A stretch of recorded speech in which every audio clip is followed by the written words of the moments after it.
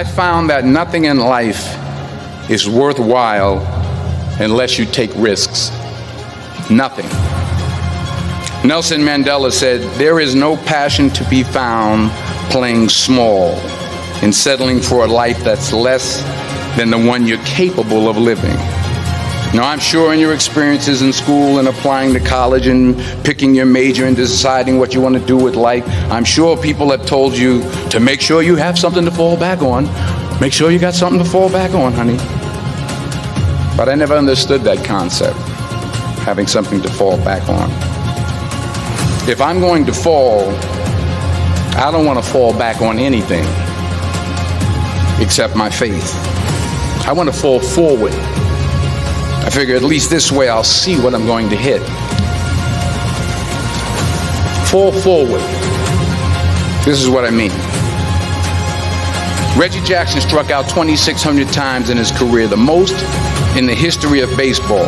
But you don't hear about the strikeouts. People remember the home runs. Fall forward. Thomas Edison conducted 1,000 failed experiments. Did you know that? I didn't know that. Because the 1,001st was the light bulb. Fall forward. Every failed experiment is one step closer to success. You've got to take risks, and I'm sure you've probably heard that before, but I want to talk to you about why that's so important. I got 3 reasons, and then you can pick up your iPhones. First, you will fail at some point in your life. Accept it. You will lose. You will embarrass yourself. You will suck at something. There's no doubt about it. Face it, because it's inevitable. And I should know. In the acting business, you fail all the time. Early on in my career, I auditioned for a part in a Broadway musical. Perfect role for me, I thought. I didn't get the job. But here's the thing. I didn't quit. I didn't fall back. I walked out of there to prepare for the next audition, and the next audition, and the next audition. I prayed. I prayed. And I prayed. But I continued to fail, and fail, and fail. But it didn't matter, because you know what? There's an old saying, you hang around the barbershop long enough, sooner or later you're going to get a haircut. So you will catch a break, and I did catch a break. Last year, I did a play called Fences on Broadway. Won the Tony Award. But here's the kicker. It was at the Court Theater. It was at the same theater that I failed that first audition 30 years prior.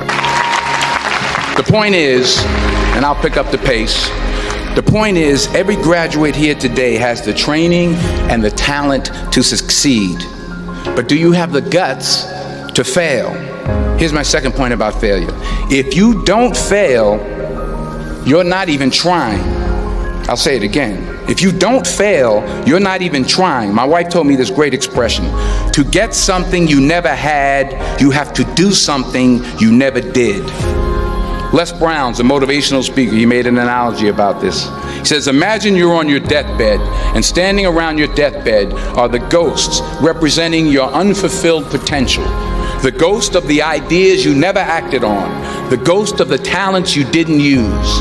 And they're standing around your bed, angry, disappointed, and upset. They say, we came to you because you could have brought us to life, they say. And now we have to go to the grave together. So I ask you today, how many ghosts are going to be around your bed when your time comes? You've invested a lot in your education, and people have invested in you. And let me tell you, the world needs your talents. Man, does it ever. I just got back from South Africa. It's a beautiful country, but there are places there with terrible poverty that need help. And Africa is just the tip of the iceberg. The Middle East needs your help. Japan needs your help. Alabama needs your help. Tennessee needs your help. Louisiana needs your help. Philadelphia needs your help. The world needs a lot, and we need it from you. We really do. We need it from you young people. I mean, I'm not speaking for the rest of us up here, but I know I'm getting a little grayer. We need it from you, the young people, because remember this. So you got to get out there. You got to give it everything you got, whether it's your time, your talent, your prayers, or your treasures. Because remember this, you will never see a U-Haul behind a hearse. The question is, what are you going to do with what you have? I'm not talking about how much you have. Some of you are business majors, some of you are theologians, nurses, sociologists. Some of you have money, some of you have patience, some of you have kindness, some of you have love, some of you have the gift of long suffering. Whatever it is, whatever your gift is, what are you going to do with what you have? All right, now here's my last point about failure. Sometimes it's the best way to figure out where you're going. Your life will never be a straight path. I began at Fordham University as a pre-med student. I took a course called the cardiac morphosis. I still can't say it. I couldn't read it, I couldn't say it, I sure couldn't pass it. So then I decided to go into pre-law, then journalism. And with no academic focus, my grades took off in their own direction. I was a 1.8 GPA one semester, and the university very politely suggested that it might be better to take some time off. I was 20 years old, I was at my lowest point. And then one day, and I remember the exact day, March 27th, 1975, I was helping my mother in her beauty shop. My mother owned a beauty shop up in Mount Vernon. And there was this older woman who was considered one of the elders in the town. And I didn't know her personally, but I was looking in the mirror, and every time I looked at the mirror, I could see her behind me, and she was staring at me. She just kept looking at me. Every time I looked at her, she kept giving me these strange looks. So she finally took the dryer off her head and she said something I'll never forget. First of all, she said, "Somebody give me a piece of paper. Give me a piece of paper." She said, "Young boy, I have a prophecy, a spiritual prophecy." She said, "You are going to travel the world and speak to millions of people." Now mind you, I'm 20 years old, I'm flunked out of school. In fact, like a wise ass, I'm thinking to myself, maybe she's got something in that crystal ball about me getting back into school next fall. But maybe she was on to something, because later that summer, while working as a counselor at the YMCA camp in Connecticut, we put on a talent show for the campers. And after the show, another counselor came up to me and asked, "Have you ever thought about acting? You're good at that." So when I got back to Fordham that fall, I got in, I changed my major once again for the last time. And in the years that followed, just as that woman prophesied, I have traveled the world, and I have spoken to millions of people through my movies. Millions who, up till this day, I couldn't see while I was talking to them, and they couldn't see me. They could only see the movie. They couldn't see the real me. But I see you today, and I'm encouraged by what I see. And I'm strengthened by what I see. And I love what I see.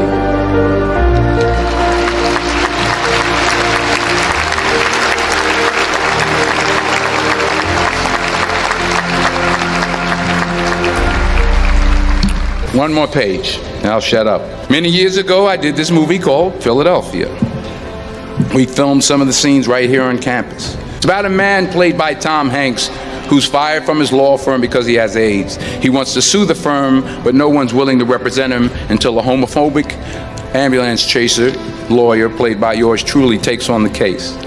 In a way, if you watch the movie, you'll see everything I'm talking about today. You'll see what I mean about taking risk or being willing to fail. Because taking risk is not just about going for a job. It's also about knowing what you know and what you don't know. It's about being open to people and to ideas. In the course of the film, the character I play begins to take small steps, small risks. He very, very, very slowly begins to overcome his fears. And I feel ultimately his heart becomes flooded with love. And I can't think of a better message as we send you off today. To not only take risks, but to be open to life, to accept new views, and to be open to new opinions, to be willing to speak at a commencement at one of the best universities in the country, even though you're scared stiff. While it may be frightening, it will also be rewarding, because the chances you take, the people you meet, the people you love, the faith that you have, that's what's going to define you. So members of the class of 2011, this is your mission.